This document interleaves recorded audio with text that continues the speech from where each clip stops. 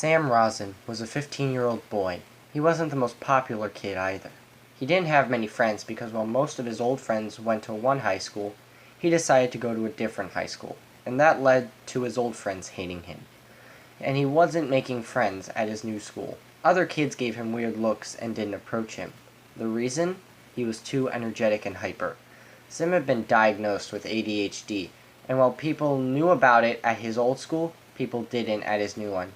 His family lived in a relatively good neighborhood with his mom, dad, and golden retriever Carrie, who was the only one who could calm him down.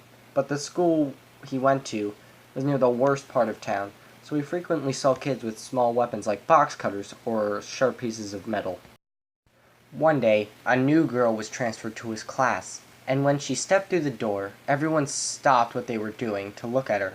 "Everyone, we have a new student joining us today," the homeroom teacher said cheerfully. "Everyone, this is Chloe." Chloe looked to be 15 or 16, and she was a known bully throughout the school. She was also a confirmed psychopath. She had long black hair, tanned skin, and a long thin cut up the left side of her face. She gave a limp wave and sat down at an empty desk in the back, looking at other kids in the classroom. During the lesson, Sam overheard two kids behind him talking about Chloe. "I hear she beats people up for no reason," one of the boys whispered. "I hear she beats you up if you look at her funny, and that's all it takes," the other boy whispered back. Sam was curious and looked over at Chloe, who, after a moment, turned her head and locked eyes with him. Her face twisted into a scowl, and Sam quickly looked away and continued his work. It turned out Chloe was in quite a few of Sam's classes. His homeroom, math, writing, and science class, and every time he snuck a glance in her direction, he would catch her staring at him. Before he knew it, the bell to go home rang. Sam packed up his things and ran out the door and to the front of the school, where he would walk, or rather, run home. As he made his way through the crowded entryway, he bumped into someone. The person turned around and Sam's heart sank. It was Chloe, and she had a look of pure rage on her face. "Hey!" she said angrily. It already looked like she was about to punch him. "I'm sorry," Sam said, with his hands up. A few people started turning their heads to watch the confrontation. Chloe noticed the gathering crowd and smirked. There was no warning. Before Sam could react, Chloe's fist hit him in the face. Sam staggered back and fell to the ground, clutching his cheek where Chloe had punched him. Suddenly, Sam felt a rush of energy flow through him as the adrenaline kicked in. He stood up, taking off his backpack, and faced Chloe. He looked her up and down and started to walk toward her. Chloe ran up and threw another punch. Sam dodged it and delivered an uppercut to Chloe's stomach. Chloe let out a gasp and crumpled to the ground, gasping for air. Sam stood over her, smiling. Chloe staggered to her feet and threw a wide, sloppy punch. Sam dodged it easily and delivered another punch, this time to Chloe's face. He made direct contact, and Chloe fell over, groaning. Sam looked around at the shocked expressions of his fellow students. Sam didn't say anything. After that, he just picked up his backpack and started making his way through the crowd of students. He knew he'd get in trouble, but he didn't care. He'd beaten Chloe in a fight, and he liked it. He enjoyed the feeling of it. He didn't know what it was exactly, but he knew he wanted to experience it again.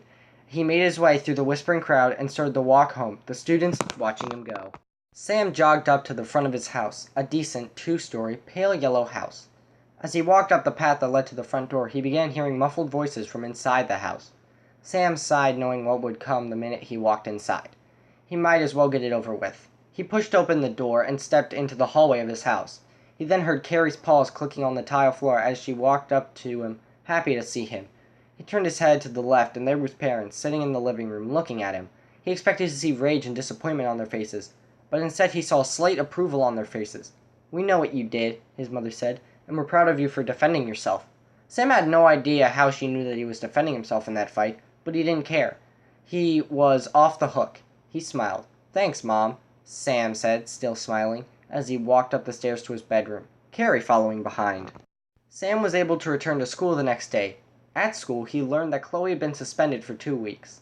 He could rest easy knowing she wouldn't be back for 2 weeks, but that feeling still sat in the back of his head, and though he wanted to experience that feeling again, he knew he couldn't. Time had passed, and Chloe was back in school, but she never came near Sam. Her reputation of being a tough, unbeatable bully had been crushed the day Sam beat her in the fight. In science class, the teacher, Mrs. Walker, was giving a lesson on different types of acids and how to use them, when the bell to go home rang. "Remember to get your safety form signed," Miss Walker said. "We'll be working with acids tomorrow." As she said this, Sam got a bad feeling, but shrugged it off and started to run home. The next day, Sam got up early and got dressed for school. but as he did, something hit him on the head. He looked down to see his Freddy Krueger action figure laying on the floor. He picked it up and put it back on the shelf. He later got that bad feeling again, but he shrugged it off once again.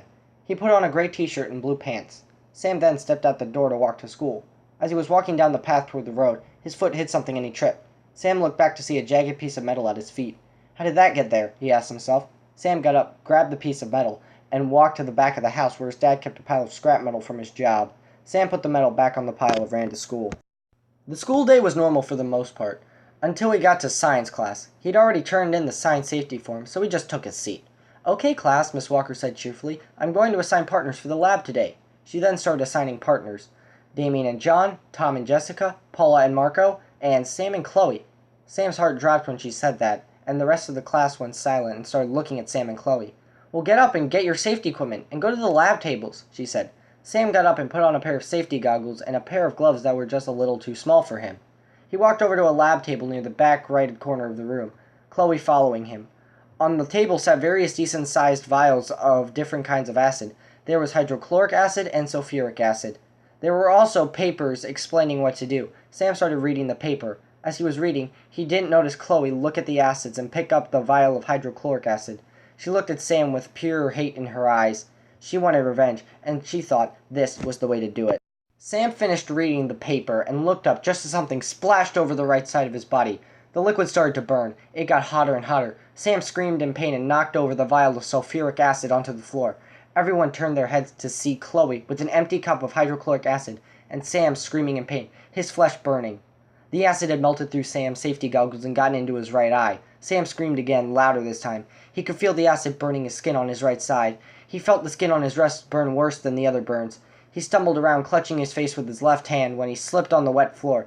As he fell, his leg came into contact with another leg, and then he heard the person hit the table hard and fall onto the floor. His vision began to blur, and he blacked out. Sam awoke in a brightly lit room with bandages over half his face and a numbness going through his body. He didn't know where he was at first, but then he heard the beeping of a heart monitor.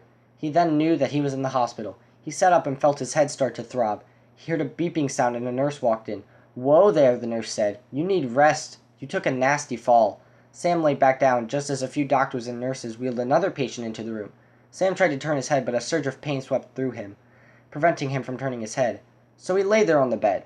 He lay there for a while, getting visits from friends and family, and within a week his head had stopped hurting so he could sit up and move. He looked over to the other bed, but it was covered by a curtain. In fact, every time he looked over, there was either no one in the bed or curtain was up, so Sam never knew who was in the hospital bed next to him. After a few weeks, the time came to remove the bandages. A doctor came in and started removing the bandages. Sam still felt numb from the anesthesia, so he didn't feel the doctor taking them off. Just before he took the bandage covering his eye off, he said, "Now your vision will be blurred because of the acid getting into your eye." He took off the bandage and everyone gasped. "What?" Sam asked. The right side of his vision was blurred, so he couldn't see well, but he could hear just fine, and he heard the doctor say, "He suffered major tissue damage, and we can't stitch the skin back together because the skin is too weak to hold the stitches. And I'm sorry about his hand, it was too far gone to save." Sam looked at him in shock. "What's wrong with my hand?" he asked. He lifted his left arm to find his left hand perfectly fine. He then lifted his right arm to see a horrific sight. His arm was mangled. The acid had burned through his skin, and he could see the muscle underneath. And his hand was reduced to a bloody stump. He stood up from the bed and walked to the bathroom. He walked in and looked in the mirror. Sam's face looked like something straight out of a scary movie. The acid had burned through his face and he could see muscle.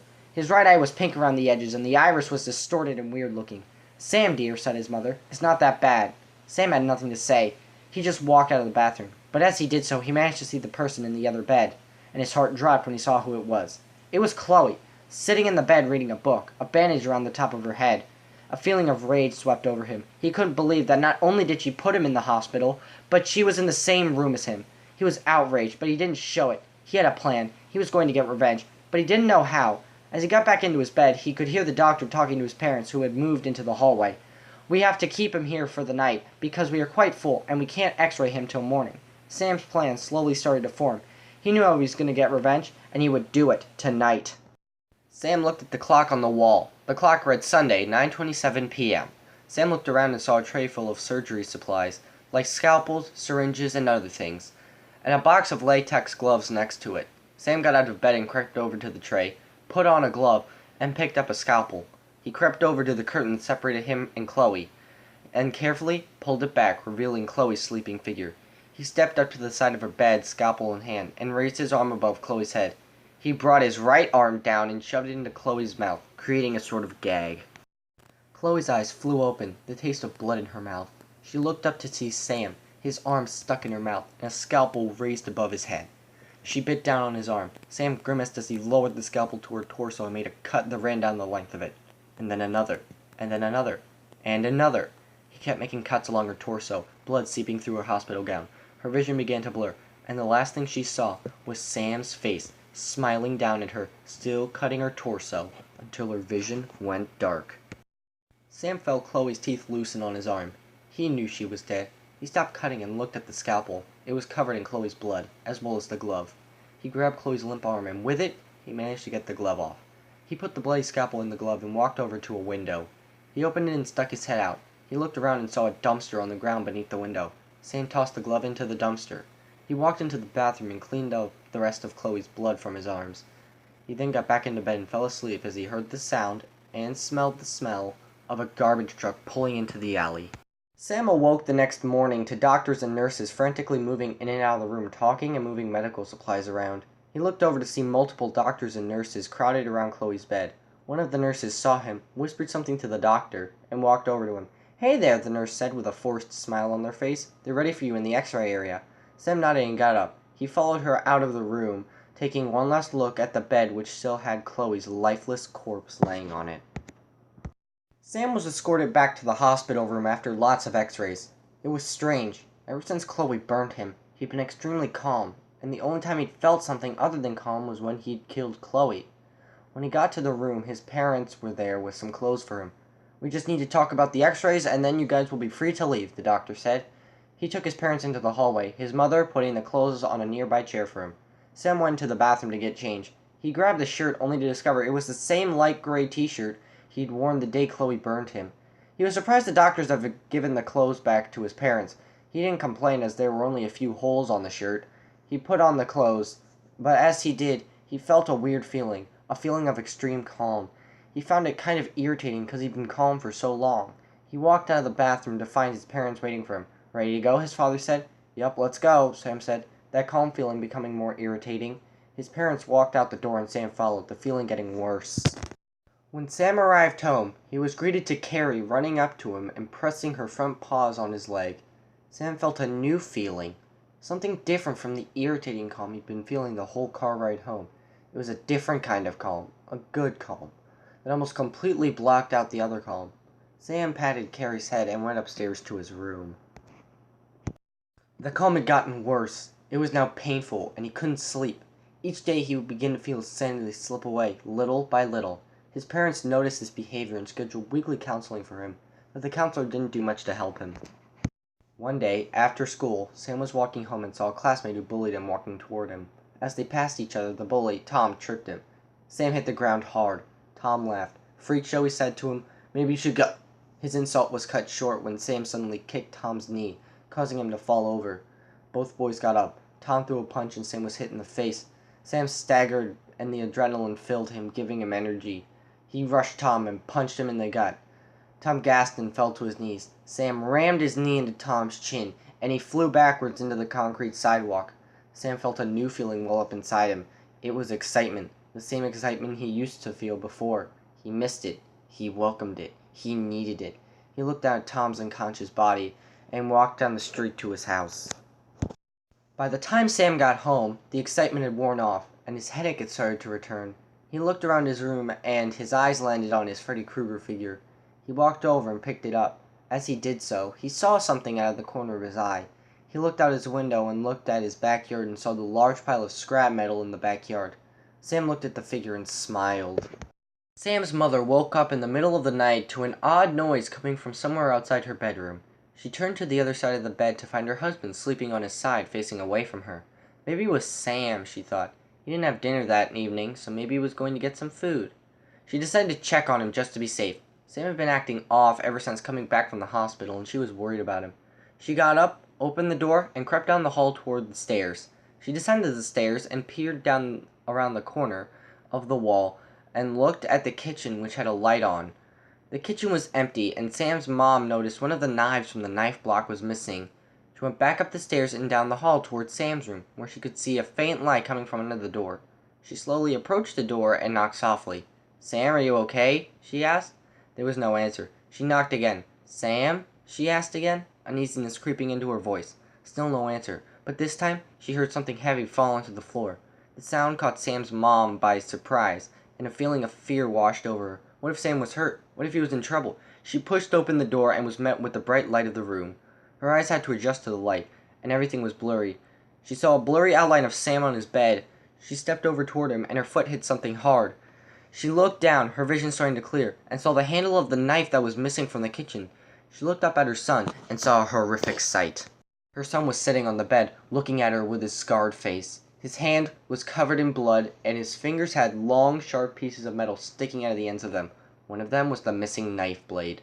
His right stub was completely covered in sharp metal pieces. He had an insane look in his eyes as he stared at his mom. "Sam," his mom stuttered, "what are you doing to yourself?" Sam stood up, blood dripping from his fingers. "Pain," he said. His mom looked confused as he spoke. "The pain is too much." "What pain?" his mom asked, still worried of her son. "The column, it's painful," he says with a slight wince. His mom looks even more confused. "Okay, Sam," his mom said, putting a hand on his shoulder. Sam looked back at his mom, a sadistic look of rage on his face. His mom only had time to register his look before Sam turned around and sliced his left arm up through his mom's arm. His mom screamed, clutching what was left of her arm. Sam walked up to her mother, who had backed up against the wall. "This makes me feel something," he whispered in his mom's ear. Her eyes widened as Sam impaled her with his blades. He didn't pull the blades out until he felt them exit the other side of her body. He stood up and looked at his mother's lifeless corpse. He walked into the hallway where he saw the door to his parents' room begin to open. Sam hid in the bathroom across the hall as his father rushed into the hallway carrying a small handgun. He rushed down the hall and into Sam's room. As he saw his wife's dead body, he felt the sharp pain shoot through him as Sam impaled his father with his blades. Sam moved his arm out of his father's torso, and he fell to the floor with a groan. "This makes me happy," Sam said to his father just before sticking his blades into the back of his head. His body went limp, and Sam pulled the blades out of his head. He walked down the hall and down the stairs. As he walked down the stairs, he heard a short bark. He looked over and saw Carrie sitting in front of the couch wagging her tail. Sam went over to the dog and raised his arm. He brought his hand down on the dog and gave her a pat on the head. He couldn't kill Carrie. She made him feel that good calm that he liked. He knew he should kill her, but he just couldn't. But he didn't like the thought of leaving her here for the police to find and use to find him. He looked around and saw a red leash hanging on a coat rack near the door. He went over to the coat rack, grabbed the leash, and went back over to Carrie. "Wanna go for a walk?" he said to the dog. The dog stood up and gave a short bark as Sam put the leash on her collar. Sam exited through the back door in the kitchen and ran across the backyard, Carrie at his side. He stopped for a moment when he heard the unmistakable sounds of police sirens in the distance. Sam wasted no time after hearing it. He looked down at Carrie and gripped the leash tighter. He stepped up to the tree line of his backyard and ran into the forest, Carrie following behind. Sam ran through the forest, Carrie close behind. The sirens were getting louder, and he could see flashlights scanning the tree line. He was so busy worrying about the cops catching him, he didn't see the roots sticking out of the ground. His foot made contact, and he fell onto the ground. He looked up, his already blurred vision getting blurrier. But not the blur he had. It was more of a static blur. His vision started to fill with static, and before he passed out, he saw the silhouettes of a tall man and three shorter figures standing before him, before it all went dark. Breaking news! Multiple teenagers found dead in the woods. Police arrived at a local forest scene to find at least 20 teenagers dead by the lake. They appear to have been killed in multiple ways. A few bullet holes, a few slash and stab wounds. Some look to have been impaled, and two of the bodies appear to have bite marks from an animal of some kind, and some of the bodies had dog hair all over them. That might not sound like evidence, but police say all the hair came from a golden retriever.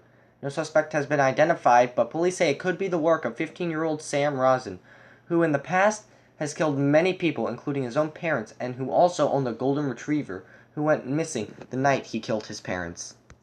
Tom shut off the TV and scoffed. "I always knew he was a freak," he said to himself. He then heard a creak in the kitchen. He turned to see a figure standing in the kitchen facing him. The figure raised what appeared to be a hatchet, and Tom started to back away when he bumped into another figure. He never got to see the figures' faces, because he heard the figure behind him whisper, "This will make me feel happy."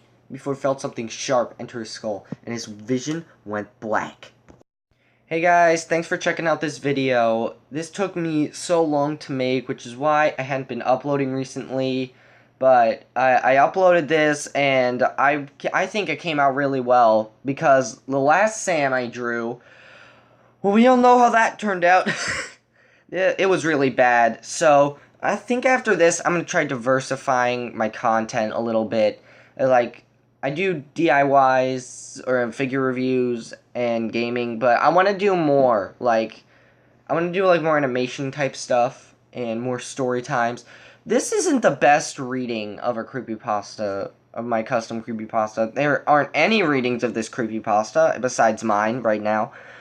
Maybe I'm going to upload it to the wiki and see how people treat it.